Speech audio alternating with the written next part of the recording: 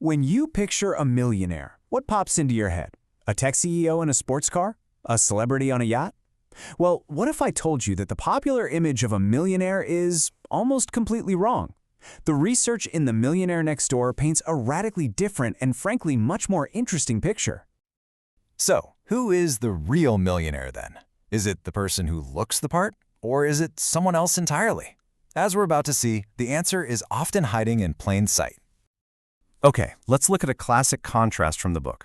On one side, you've got a high-income trust officer. He's got the new luxury car, the $5,000 watch. He definitely looks rich. On the other side, you have a successful business owner. He drives a 10-year-old car and wears a simple, modest watch. But here's the twist. The trust officer has a really low net worth. The business owner, he's the actual millionaire. There's this great old Texan expression for this. Big hat, no cattle.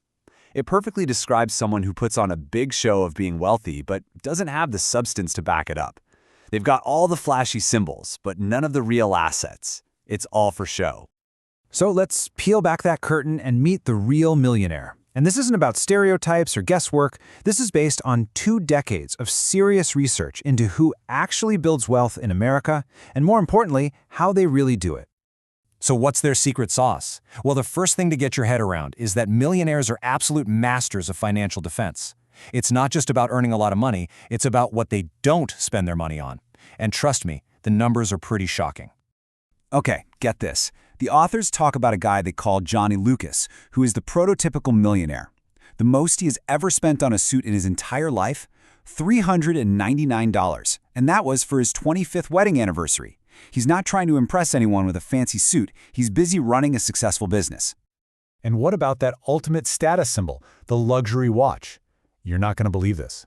The research found that half of all the millionaires they surveyed had never spent more than $235 on a watch in their entire lives.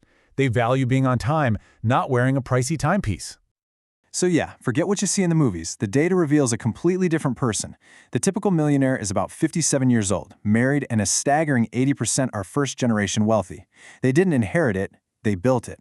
They're often self-employed in what you might call dull industries. Think welding or pest control. And they live on less than 7% of their wealth. They build it slowly and steadily, year after year. The book gives these people a name, Prodigious Accumulators of Wealth, or PAWs for short. And these are the heroes of our story. They are incredibly good at turning their income into actual wealth, all through discipline, thrift, and living well below their means.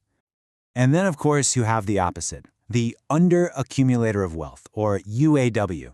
Now, this is probably the person you pictured at the beginning, right? The high salary, the fancy car, the huge house. They make fantastic money, but they spend it all on a high-status lifestyle, which leaves them with very little actual wealth to their name. This whole difference between PAWs and UAWs really brings us to the core mechanic of building wealth. See, it's not just about what you earn, it's about a strategy that the book calls playing financial defense. Think of it like a sport. Financial offense is making money, generating a high income. And that's what most people focus on, and only that. But the PAWs, they understand that you also have to play great financial defense. And that means budgeting, being frugal, and controlling your expenses. You simply cannot win the championship of financial independence without a rock-solid defense. And their defensive playbook? It's surprisingly simple, but man, is it effective. First, they budget meticulously. It's not a chore, it's how they became millionaires and how they stay that way. Second, they're incredibly goal-oriented, with clear targets for every single time frame. And third, and this one is crucial, they dedicate real, actual time to planning their financial future. And the difference in that commitment is, well, it's stark. You can see it right here. PAWs spend significantly more time planning their investments and managing their finances than UAWs do. This doesn't happen by accident. It's a conscious choice to put their time and energy toward building wealth. But what's driving these behaviors? It's not just about tactics or spreadsheets. It's about a fundamental mindset. It really comes down to what you value most in life. This quote from a self-made millionaire named Mr. Allen just says it all. His business partners tried to give him a Rolls Royce, and he turned it down. He refused it. Why? Because he knew owning it would force him to change his simple lifestyle. He couldn't just throw bloody fish in the backseat after a fishing trip. For him, his freedom was way more important than the ultimate status symbol. Now, here's a really counterintuitive concept from the book. It's called economic outpatient care, or EOC. This is basically when affluent parents give substantial financial gifts to their adult children. You'd think that's a good thing, right? A nice head start. But the research shows it often does way more harm than good, creating dependency and encouraging a lifestyle of high consumption. Let's look at a case study from the book.